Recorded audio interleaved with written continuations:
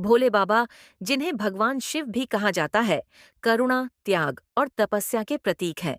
वे कैलाश पर्वत पर वास करते हैं और भस्म, जटाओं तथा गले में नाग धारण करते हैं। गंगा माता उनकी जटाओं से प्रकट हुईं, जो जीवन और पवित्रता का संकेत है। नीलकंठ कहलाने का कारण समुद्र मंथन का विष पीना है। वे सरल हृदय भक्तों से शीघ्र प्रसन्न होते हैं। त्रिशूल, डमरू और नंदी उनके प्रतीक हैं। महाशिवरात्रि उनका प्रमुख पर्व है, जो भक्ति और आत्मशुद्धि सिखाता है। शिव सत्य, ध्यान, योग और वैराग्य के मार्ग पर चलने की प्रेरणा सभी को देते हैं। इसके अलावा भोले बाबा को आदि योगी भी कहा जाता है, क्योंकि उन्होंने ही योग और ध्यान का ज्ञान संसार को दिया। उनका परिवार आदर्श माना जाता है।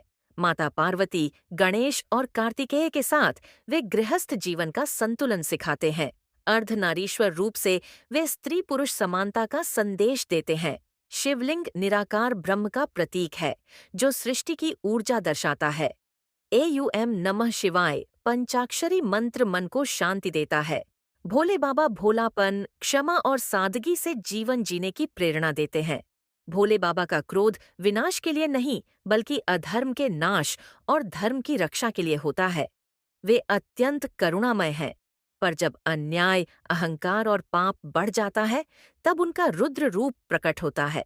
इसी क्रोध से वीरभद्र का जन्म हुआ और अधर्म का अंत हुआ। उनका तीसरा नेत्र क्रोध का प्रतीक है, जो खुलते ही अज्ञान और अहंकार भस्म हो जाते हैं। शिव का क्रोध हमें सिखाता है कि धैर्य के साथ न्याय भी आवश्यक है और शक्ति का प्रयोग केवल सत्य के लिए होना चाहिए।